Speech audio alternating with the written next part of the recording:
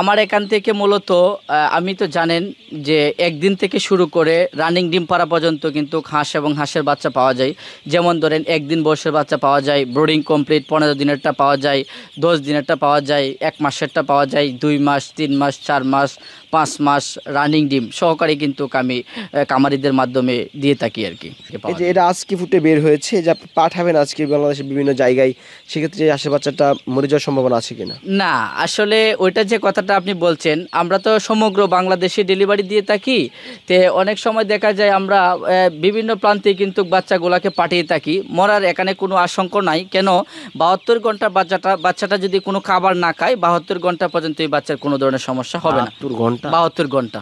সুপ্রিয় দর্শক, আসসালামু আলাইকুম, আপনাদেরকে স্বাগত জানাচ্ছি নতুন একটি প্রতিবেদনে। দর্শক বন্ধুরা, আজকে আমরা অবস্থান করছি নেত্রকোনা জেলা মদন উপজেলা কুটিরকোনা গ্রামে।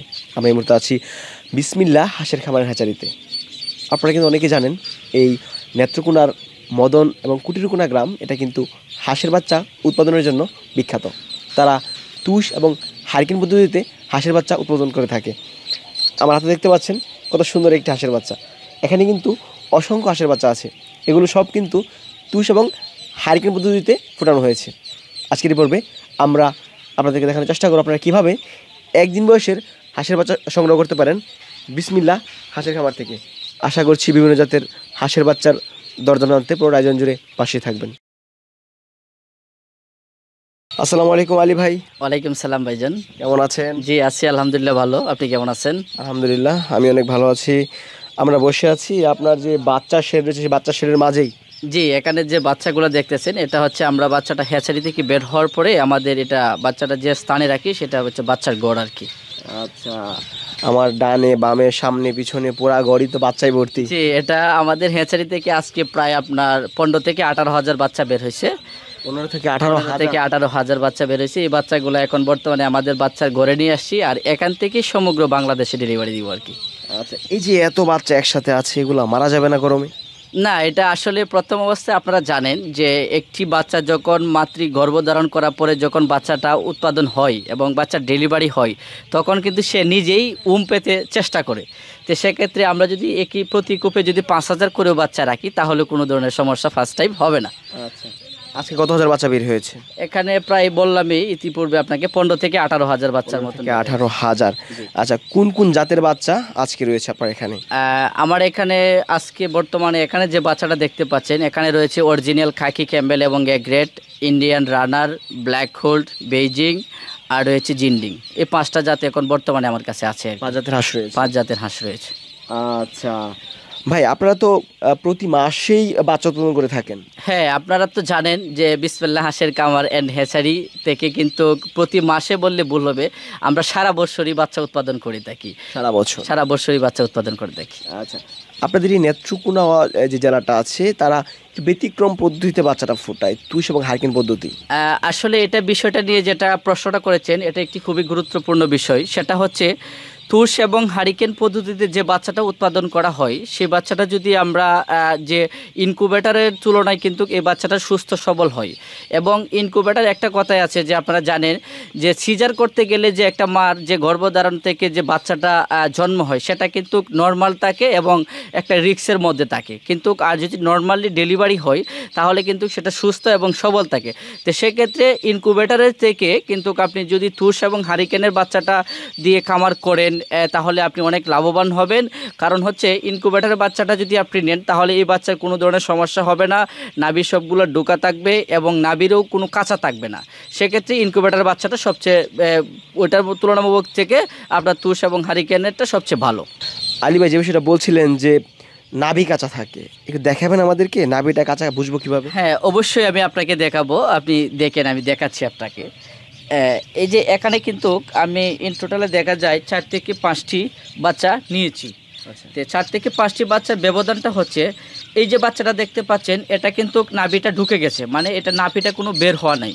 তো এই বাচ্চাটা কিন্তু সম্পূর্ণ আপনার সুস্থ। ঠিক আছে।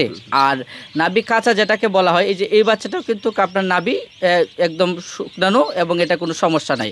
আর এই যে বাচ্চাটা এটাও কিন্তু শুকরানো, এখন নাভি ঢুকে নাই কোনটা সেটা আপনাকে দেখাতে হবে। এই যে বাচ্চাটা দেখতে পাচ্ছেন, এই যে দেখেন বাচ্চাটা কিন্তু এটা কিন্তু নাভিটা ভিতরে ঢুকে নাই পরিপূর্ণভাবে। তো এই বাচ্চাটা যদি 2 থেকে 3 ঘন্টা যদি এখানে থাকে তাহলে এই বাচ্চাটাও নাভিটা ঢুকে যাবে, তাহলে আর কোনো ধরনের সমস্যার সম্মুখীন হবে না। আচ্ছা, তো নাভি কাঁচা এটাকেই বলে? হ্যাঁ, নাভি কাছে এটাকে বলে মূলত। আচ্ছা, আপনারা গ্রেডটা নির্বাচন করেন কিভাবে? গ্রেডটা নির্বাচনের বিষয়টা যেটা হচ্ছে যে অনেক সময় দেখা যায় বাচ্চা বের হওয়ার পরে A grade, B grade, C grade 3টা গ্রেড থাকে। তো যারা খামারি, যারা নতুন উদ্যোক্তা, যারা খামার করে প্রথম ফার্স্ট টাইমে, তাদের ক্ষেত্রে কিন্তু আমরা প্রথম এ গ্রেডের যে বাচ্চাটা আছে বাছাই করে এই বাচ্চাটাই কিন্তু আমরা খামারিদেরকে দিই। এবং বি গ্রেডের যে বাচ্চাটা আছে সেটা হচ্ছে যারা হকার আছে, হয়তো কোনো এলাকাতে হকার যারা বাচ্চা বিক্রি করে, আমরা হকারগণের মাধ্যমে বি গ্রেডের বাচ্চাটা বিক্রি করে দিই। আর সি গ্রেডের যে বাচ্চাটা বলা হয় সেটা হচ্ছে আমরা এই 3টা বিবেচনা করে, এই 3টা ভাগ করার পরে যে বাচ্চাটা পড়ে যায়, মানে এটাকে ডাস্টবিনে ফেলে দিলেই চলে, মানে ওইটা কোনো কাজে আসে না। আর যদি কেউ নিতে চায় তাহলে সেই বাচ্চাটা বাঁচবে না, এক কথাই। তার মানে আপনারা যেটা একটু দুর্বল বাচ্চাগুলো দেন না? না, দুর্বল বাচ্চাটা তো কখন, এটা ইম্পসিবল। কেন? আমরা একটা কামারি, সে উদ্বুদ্ধ হবে হাঁসের কামার করার জন্য, তাকে যদি আমরা দুর্বল বাচ্চাটা দিই তাহলে তো সেই বাচ্চাটা মারা যাবে। তো বাচ্চাটা যদি মারা যায় সেক্ষেত্রে কখনোই আমরা এই ধরনের বাচ্চা কোনো কামারিদেরকে দেবো না। আচ্ছা, আপনাদের এখান থেকে কোন কোন বয়সের হাঁসের বাচ্চাগুলো সবচেয়ে বেশি বিক্রি হয়? আমার এখান থেকে মূলত আমি তো জানেন যে 1 দিন থেকে শুরু করে রানিং ডিম পাড়া পর্যন্ত কিন্তু হাঁস এবং হাঁসের বাচ্চা পাওয়া যায়। যেমন ধরেন 1 দিন বয়সের বাচ্চা পাওয়া যায়, ব্রোডিং কমপ্লিট 15 দিনেরটা পাওয়া যায়, 10 দিনেরটা পাওয়া যায়, 1 মাসেরটা পাওয়া যায়, 2 মাস, 3 মাস, 4 মাস, 5 মাস রানিং ডিম সহকারে কিন্তু আমি কামারিদের মাধ্যমে দিয়ে থাকি আর কি। সব ধরনের হাঁসের বাচ্চা পাওয়া হ্যাঁ, যায়? সব ধরনের হাঁসের বাচ্চা আমার কাছ থেকে পাওয়া এই যে যায়। এটা আজকে ফুটে বের হয়েছে, যে আপনি পাঠাবেন আজকে বাংলাদেশের বিভিন্ন জায়গায়, সেক্ষেত্রে এই হাঁসের বাচ্চাটা মরে যাওয়ার সম্ভাবনা আছে কিনা? না, আসলে ওইটা যে কথাটা আপনি বলছেন, আমরা তো সমগ্র বাংলাদেশে ডেলিভারি দিয়ে থাকি। তে অনেক সময় দেখা যায় আমরা বিভিন্ন প্রান্তে কিন্তু বাচ্চাগুলোকে পাঠিয়ে থাকি, মরার এখানে কোনো আশঙ্কা নাই। কেন? 72 ঘন্টা বাচ্চাটা যদি কোনো খাবার না খায় 72 ঘন্টা পর্যন্ত এই বাচ্চার কোনো ধরনের সমস্যা হবে না। 72 ঘন্টা? 72 ঘন্টা বাংলাদেশ। 3 দিন? হ্যাঁ, 3 দিনের ভিতরে বাচ্চাটা যা পৌঁছতে হলো কোনো ধরনের সমস্যা হবে না। তবে এখানে একটা কথা আছে, সেটা হচ্ছে আপনার বাচ্চাটা থাকতে হবে একদম কাঁচা। বাচ্চাটা যদি তাকে 72 ঘন্টা পর্যন্ত যদি থাকে তাহলে কোনো ধরনের সমস্যা হবে না। আচ্ছা, আমার হাতে যে বাচ্চাটা আছে, হ্যাঁ, এটা কোন জাতের? এটা হচ্ছে কাকি ক্যাম্বেল। কাকি ক্যাম্বেল। কত টাকা রেট? এটা বর্তমান প্রাইস আজকের বাজারটা হচ্ছে 32 টাকা। 32 টাকা। এটা কি এভারেজ নাকি পুরুষ? না, এটা শুধু আপনার মহিলা যে বাচ্চাটা আছে, মহিলা বাচ্চাটা। বাচ্চাটা। জি। এই যে এটা কোন জাতের?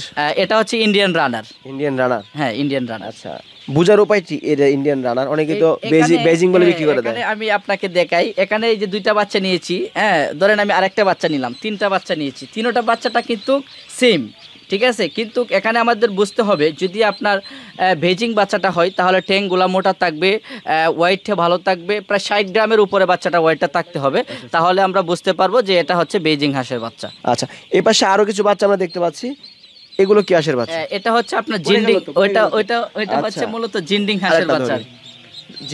জিন্ডিং হাঁসের বাচ্চা। আচ্ছা, ডিমের জন্য কোনটা ভালো? ডিমের জন্য আমাদের বাংলাদেশে আবহাওয়ার সাথে ম্যাচ করতে পারে আপনার অরিজিনাল কাকি ক্যাম্বেল বাচ্চাটাই সবচেয়ে ভালো, কারণ বাংলাদেশের আবহাওয়া এবং ওয়েদারের সাথে সেই বাচ্চাটা ম্যাচ করতে পারে। কালো হাঁস না এখানে? হ্যাঁ, কালো হাঁস আছে। কালো হাঁস কোনটা দেখি? কালো হাঁসের বাচ্চা আছে এখানে। কালো হাঁসের বাচ্চাটা, কালো হাঁস? হ্যাঁ, এটা হচ্ছে কালো হাঁস। বুক সাদা নাকি? বুক সাদা, জি। এই যে আরেকটা বাচ্চা, এই যে এটার দাম কত? এটা বর্তমানে বাজার দিচ্ছি আমরা 50 টাকা পার পিস। 50 টাকা? জি, মহিলা 50 বাচ্চা? টাকা, সম্পূর্ণ মহিলা বাচ্চা। আচ্ছা, এগুলো পাঠান কিভাবে বাংলাদেশের বিভিন্ন জায়গায়? ওইটা আমাদের নিজস্ব পরিবহন আছে, নিজস্ব পরিবহনের দ্বারাতে পাঠাই। আর যদি বেশি করে হয়, হয়তো আমাদের আন্ডারে গাড়ি থাকে, পিক আপ থাকে, পিক আপের মাধ্যমে সমগ্র বাংলাদেশ পাঠাই আর কি আমরা। আচ্ছা, দর্শক আমরা দেখানোর চেষ্টা করলাম এই যে আপনারা কিভাবে এই জিরো বাচ্চারা সংগ্রহ করতে পারেন। বেশ চমৎকার বিভিন্ন জাতের হাঁসের বাচ্চা রয়েছে এখানে।